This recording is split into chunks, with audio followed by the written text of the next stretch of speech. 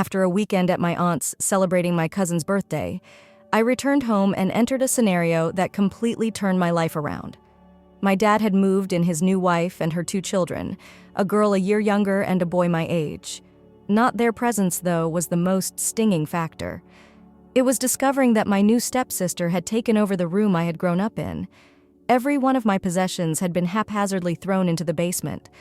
I couldn't believe my former space, where memories of my mother were still buried, was gone. Anger erupted in me, hotter than I had ever experienced. My voice shaking, I attacked my dad. "You are a horrible parent," I yelled, just barely stifling tears. He stood there, appearing more defensive than guilty. "You replaced me with your new family and shoved me into the basement like I don't matter." He said he felt I would be cool, that the basement was larger, and that it made sense given I would be heading off to college shortly. But none of this made sense to me. I had told him straight out. I wanted him not to remarry shortly after Mom died. 8 months later, here we were, and he had not only remarried but moved them all in without even asking me. Perhaps I lacked the authority to advise him on when or how long he should wait to start over. At least, though, I should have known before he altered my whole living circumstances. The violation was raw. The basement seemed strange and frigid, like a terrible dream I cannot wake from. Surrounded by my disorganized stuff, I closed myself in and tried to understand how quickly everything in my life had changed. The saddest part is furious at me, my stepmother was. Calling me a pampered brat who hadn't tried to get to know her or her kids, she wanted my dad to punish me for my outburst. True, since they moved in, I had stayed to myself. But how else could I not? My dad waited just 1 month before courting her, a colleague he obviously knew well. That night, I slept on the basement mattress, peering up at the unfinished ceiling. It felt so wrong, like he couldn't wait to wipe the past and create this new version of our family. Nothing like my former room, which used to be cozy and full of memories. The room felt damp, cold, and uninviting. I tried to put together our path to this point.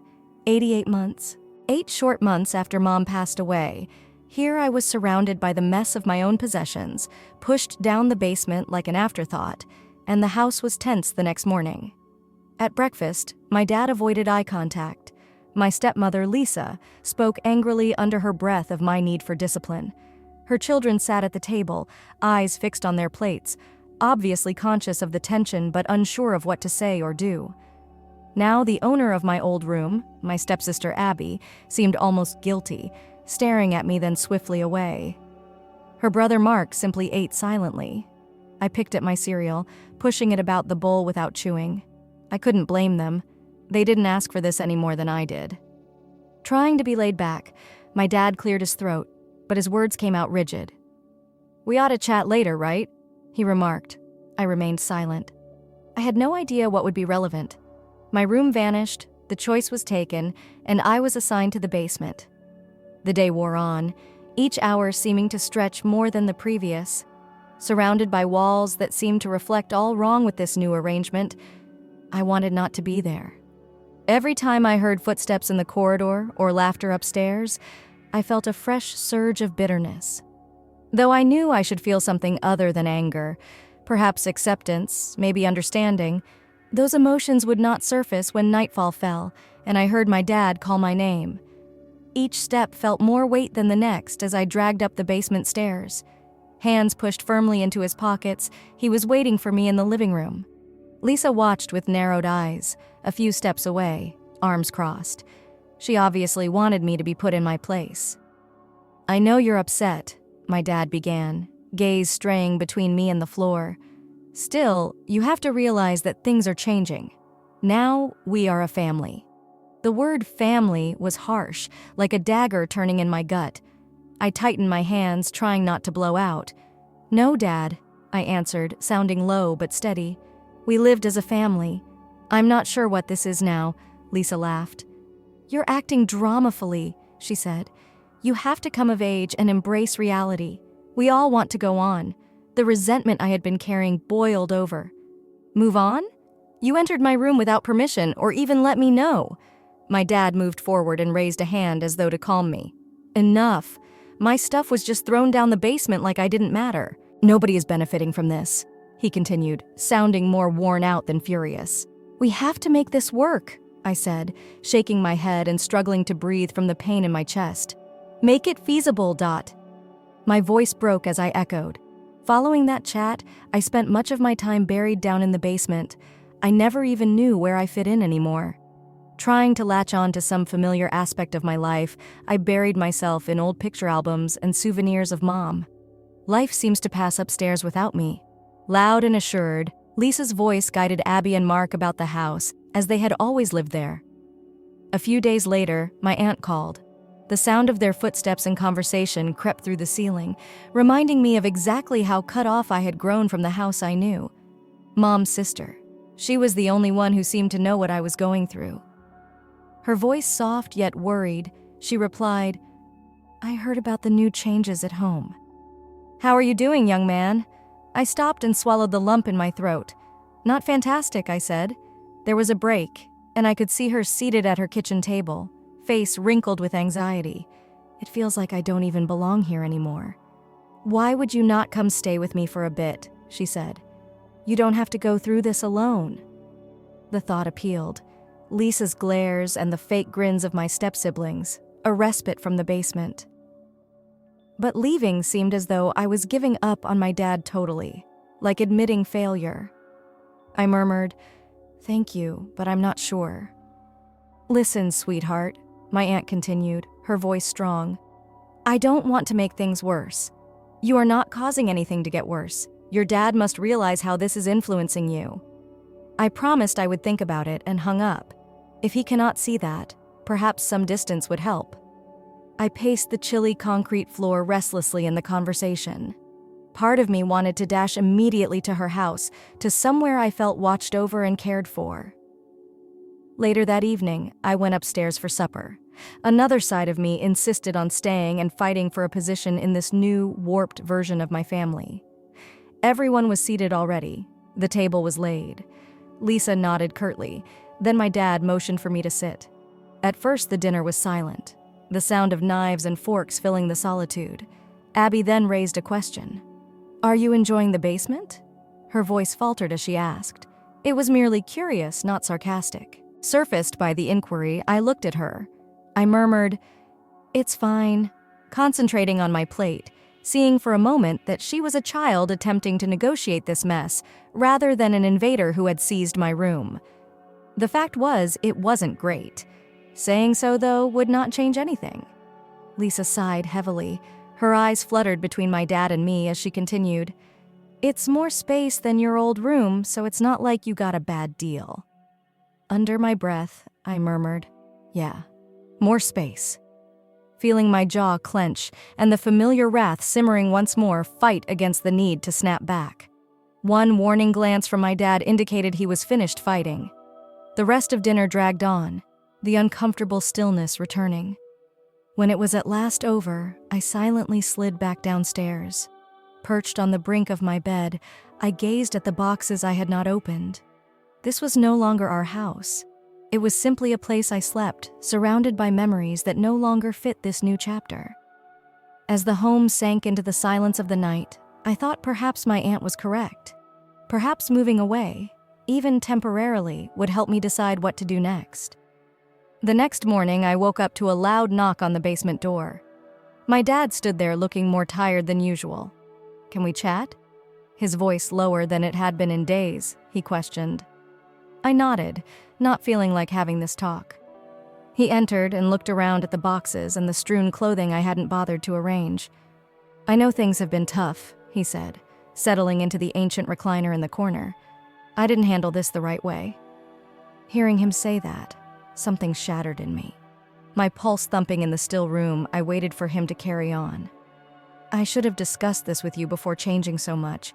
Looking at his hands as though the solutions were written there, I was attempting to make everyone feel calm, but forgot about how it would affect you. That wasn't fair, I said, my voice quivering even as I tried to keep cool. You went on so quickly, Dad. His eyes met mine, full of something I couldn't quite understand. Regret, maybe, or guilt. It seems like you didn't even allow yourself, or me, time to grieve Mom before launching into this new life. I know it appears quick, maybe it was, but I was trying to find a way to keep going, to not feel so lost. I felt a sense of sympathy, a reminder that he had lost someone too. It did not, however, heal the damage. "I understand that," I murmured softly, "but you have to see how difficult it has been for me. In my own house, I sense a stranger, like I don't matter." He, stroking his face, seemed more defeated than I had ever seen him. "You really do matter," he said, "and I want to correct this." Though it wasn't clear what that meant, I nodded. "I don't know yet, but although the stillness between us seemed different, less like a wall and more like a bridge being constructed one word at a time, it hung thick." Standing to go, he stopped at the door. His voice was low. "If you need some space, I understand," he added. "Just let me know." I watched him go and felt a range of emotions. Perhaps he truly sensed my forlorn state, but whether that was sufficient to alter anything, I wasn't sure. My aunt called once more later that afternoon. I responded more definitely this time. "Good," she responded, a little smile in her voice. "I think I want to come stay with you for a bit," I said, the words feeling both a relief and a challenge. "Pack what you need. I'll come get you tomorrow." The rest of the day went slowly. Lisa kept out of my path, while Mark and Abby were occupied with their own projects. I spotted Abby a few times staring at me, her expression dubious. Almost I felt guilty for her, but my first concern was finding myself again. Hence, right now, I had to distance myself. That evening, I packed a few suitcases and decided what I would need for a stay at my aunt's. It was little, just enough to give me some sense of control over something, even if it was merely book and wardrobe packing. I sat on the bed and looked about when I finished. Knowing that the next day I would be escaping the storm that had been raging inside me, the basement felt less oppressive now that I had an escape plan. I fell asleep with a little more peace than I had in weeks. The morning sunlight crept through the little basement window, creating long, thin lines across the boxes and scattered items. Knowing that today I would have some time to relax and a respite from the continual reminder of how my life has changed lightened my heart. When I came upstairs, the house was remarkably silent. My dad was already at work. Lisa was drinking coffee in the kitchen, browsing on her phone. She turned to look at the suitcases in my hands but said nothing. I was appreciative of that. Each mouthful tasted like freedom. I cooked some toast.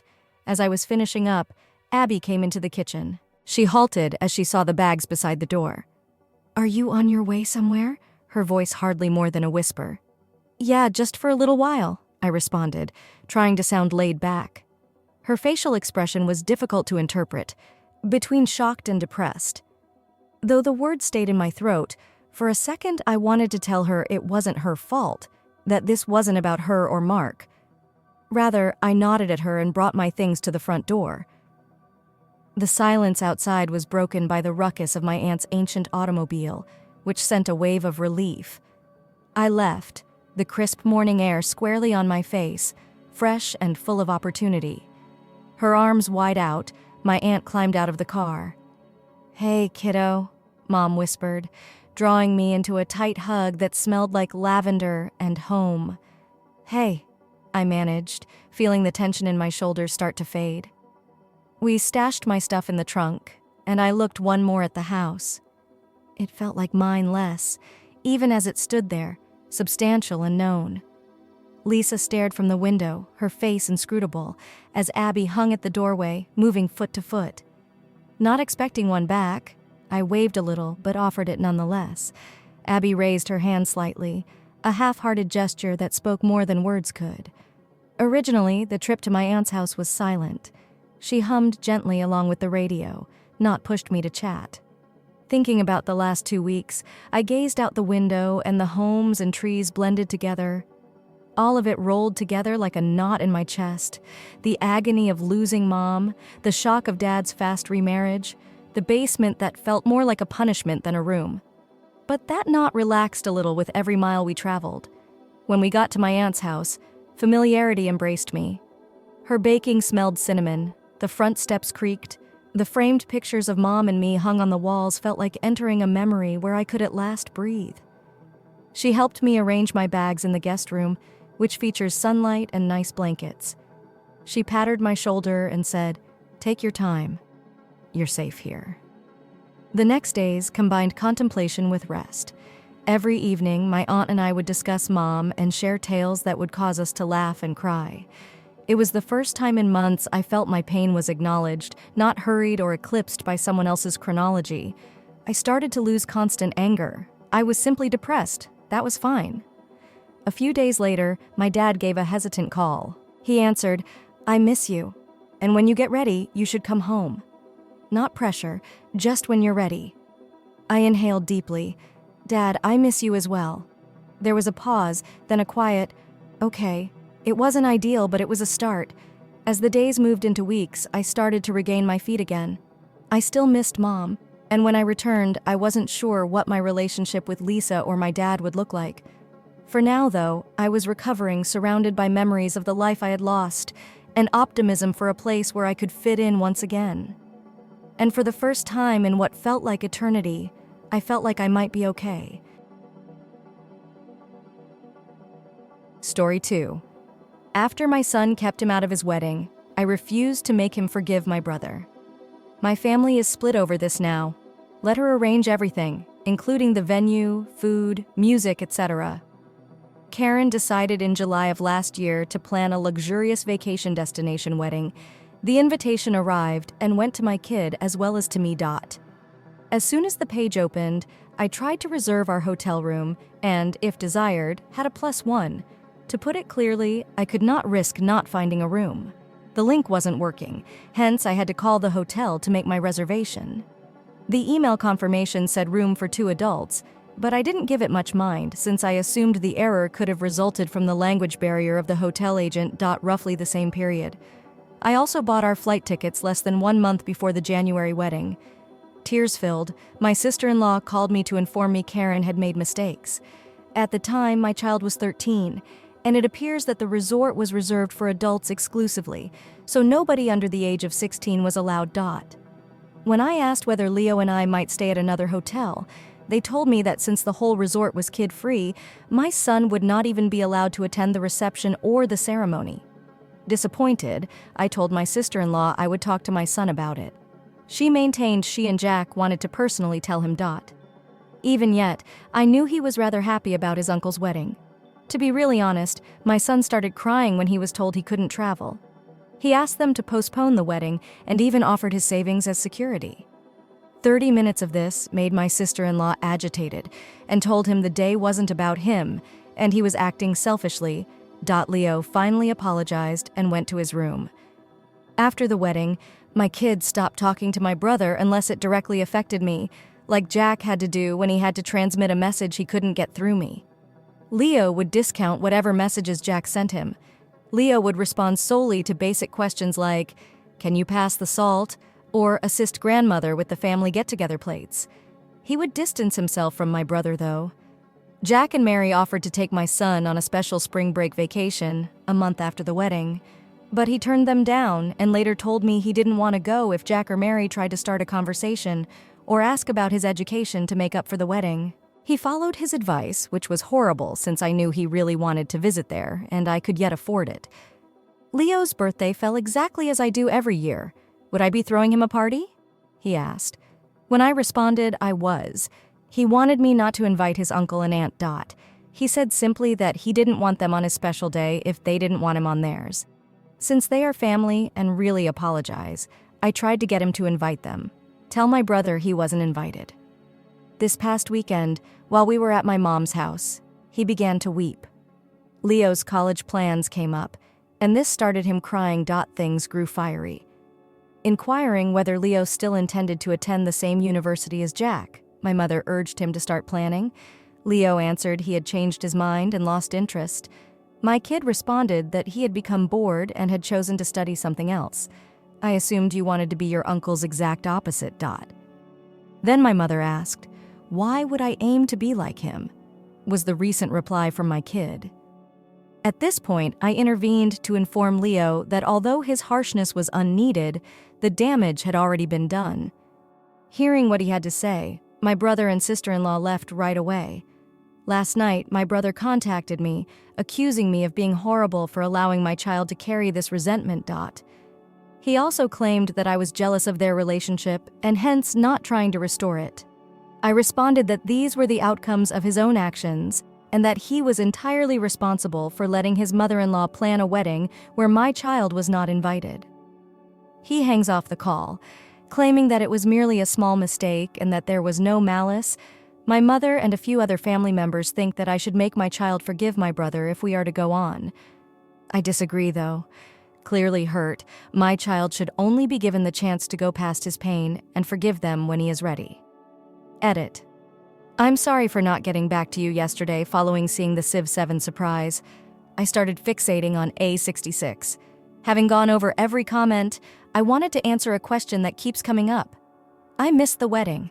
After what had happened, it didn't feel right to go, and I didn't want to leave my son alone while most of the family was abroad. Leo's answer to Grandma's question was rude, more than the words he used. He incited his uncle using a tone I have heard him use before, and no. Not only responding to an inappropriate question, he was trying to cause a fight. I appreciate his limits and know his suffering and wrath. That does not mean, however, I have to put up with his hostile behavior anytime he feels inclined. Regarding the actual dialogue, let me list what Mary, my son, and I said. Mary, we messed something and you won't be able to attend the wedding. Leo. But for what reason? I need to leave. And you invited me as well? Mary remarked. The venue just lets adults in. You are not allowed inside, Leo remarked. You cannot make an exception. Me too. Leo's? Not at all. Remember being told when you applied for a part-time job there that they couldn't have children in the bar? That's the situation, Leo notes. Surely you could get married somewhere else. Mary, we are not able to. We have already paid a lot of money for that site, Leo responded. Mary, I could give you my savings. It's inadequate. Not one of the guests wants to give up the money they have already spent. Leo. My father comes from riches. If he hands you money, I may leave. Unfair, I should be at the wedding. Jack once more. Leo, I'm sorry, but after the wedding we may correct things. How about bringing you to Greece? Leo? I have no desire to visit Greece. Growing more irritated, he said, I should be at the wedding. Why would you want me absent from that? Me too. There was a mistake here. Leo, we knew nothing about a minimum age restriction. They wanted you there, though. Leo, that is unjust. Then why did you invite me on the special day of my uncle? Beside him is what I would want. Not ours is this. Mary cried out in response. You have to let it fade. Simply put, it happened. I'm sorry for missing it. You have to stop, though, from being so conceited. Your day is not very memorable. It quote s mine. Leo lost it then as well. I tried to reassure him and silently gave Mary a shut-down glance. Jack did say something to her, as I said in a past comment, but I cannot make sense of what he said. Once he cooled off, Leo apologized and asked to retire to his room. Jack and Mary tried to apologize, but Leo turned away them. My child asked to go, so I followed him to see how he was doing in his room. I went back to the living space. What sin the devil finds in you? I begged. You have no place yelling at my son. Mary apologies. Simply put, throughout the past 2 months, I have been under extreme stress. Regarding this, my mother and I have been in conflict. Me too. I am not really concerned. When I told you over the phone that he would be disappointed, you exacerbated things. Get ready for leave. Jack, please, Jacob. It wasn't her goal. I'll make apologies. Leo is me too. I do not give a damn. I said, leave. I went to check on Leo once they left. I lack a photographic recall, hence I am not sure exactly what was said. Still, that is the central notion of what happened that day. Basically, we are not going to family events anymore. Following our conversation, my brother pledged to honor the limits set by my son. He also detailed the actual happenings. Leo is doing quite better right now. We would not be attending family occasions until things calmed down, and more importantly, until Leo felt comfortable once more. My mother was informed. She was clearly miserable, but it seemed she had now understood how much her constant behavior had hurt Leo. She surprisingly said that she was so determined Leo should forgive Jack, as Jack had developed depression. If I made Leo forgive his uncle, he might distance himself from the family. When I told my sister we would not be attending gatherings, I let her know. Though she was similarly disturbed, she understood. She advised us to create our own weekly ritual over the next few weeks so that the kids can keep spending time with each other. 1 week. Leo stayed at my sister's house. Her children visited me the next. Leo seems good with this arrangement, and it's good that grown people aren't pushing him to see his uncle. To set up a private meeting so we might talk, I texted my brother the weekend following my post. Mary wasn't here. Jack immediately offered his apologies for his deeds and words to me. He confirmed my mistakes. Frequent conflicts with Mary had caused him worry, even considering divorce given the seriousness of the problem. Though it would sound harsh, I reassured him I wasn't bothered about it. I hoped he would tell me straightforwardly what had happened. Jack maintains he discovered the location was child-free late November, but Mary had known for a long time, probably since the beginning, as many of us would have guessed. This all started, apparently, when Jack and Mary took Leo to the beach some years ago. While they were playing, my kid inadvertently called Jack Dad. He quickly corrected himself. Jack claimed it was just a small slip-up, like what a young child calls a teacher, Mama. Jack laughed to disregard Leo's humiliation. The drawback is that Jack's mother-in-law Karen and father-in-law Phil were there and heard Leo during that holiday. Knowing Mary's inability to bear children. When they returned from the excursion, Karen lost it and claimed she was set off by seeing a random child called Jack. Daddy. Karen became aggressive and nasty with Mary, demanding things like keeping Leo absent from her visits. Mary tried to explain that it was only an honest mistake, but Karen pushed Mary into letting her plan the perfect marriage for her sole daughter. After years of controlling emotions, Jack and Mary first wanted to elope and forego a grand celebration, but Mary finally gave in, trying to keep peace. Then Karen took over the wedding preparations and purposefully chose a venue unfit for children. Karen played the victim and rejected Mary's concerns, even though they slept at another hotel when she tried to object. After realizing the venue was booked, Mary claimed she tried to arrange a contract with the resort, allowing children to attend the reception and ceremony only. The management, nevertheless, insisted on keeping the policy as it was. As the day neared, Mary grew increasingly anxious. In November, she informed Jack of the truth. According to my brother, Mary ultimately snapped at Leo in part due to her own mother's constant manipulation and bullying, as well as in part because she felt bad about letting things reach this point. Jack told me he would have called off the wedding if he had known sooner, rather than barring Leo and my sister's children from it. By November, though, it was impossible to cancel as too many guests had already reserved flights and hotel rooms. None of this, I told Jack, especially Mary, who was older than 40, explained the way he and Mary had treated Leo. Still, she chose to fight a struggle with a toddler since Leo wanted to use his £2,000 saved for Jack's wedding. She called him selfish and shouted at him. Jack had let Leo down, someone he revered and thought of as a hero. Leo now knew Jack valued him less than he had thought. I told Jack I would go low contact myself, and I would support Leo's choice to cease talking with him. Jack asked to be let to apologize to Leo, but I told him he had already done so, and his only choice was to wait for Leo to accept it. Jack seemed irritated, but he agreed to respect our pleas and us some time in distance. About my son, I told him I regret not supporting him earlier and for sending him to weekly family activities. Going forward, he was free to decide how he wanted to handle that facet of the family. I told Leo I would be there for him no matter what, and that I wouldn't be let down should he choose to stop totally. Though Leo seemed reluctant to do so, I was happy when he suggested that instead of going to weekly family gatherings, we spend more time together alone, doing activities he used to do with my brother. Last week we visited a vintage car show. Next week we are seeing Wicked. Although that seems exciting, I'm not a theatrical type. Leo shouldn't hold back just because he ran afoul of someone he loved. I expressed my worries about his stopping engaging in activities he enjoyed. I told him basically that he could still enjoy those pursuits, either by himself or with someone else. He admitted that, notwithstanding Jack, he had stopped performing them even though he truly wanted to. Then I decided to get him some games he had been dying for, but had refunded after the fight with my brother as an early Christmas gift. He even convinced me to accompany him on his SW5 for an online Final Fantasy game while he uses his PC. The last Final Fantasy game I played was still in 2D. Hence, even though I'll admit I have no idea what I'm doing, he seems to like seeing me fail. Any suggestions you could have for my birthday would be much valued. We finally decided to go to his preferred site. Though all that counts is that I had my son, I was a little let down that I would not be celebrating my brother's birthday for the first time in almost 50 years. Leo's contentment and reduced concern about family problems provide some solace. The family seems to be at last appreciating our limitations as well. Though I'm furious at what they did, all I can hope for is that my brother's marriage becomes better. I do wish him to be happy. I appreciate you watching. Please subscribe if you haven't already.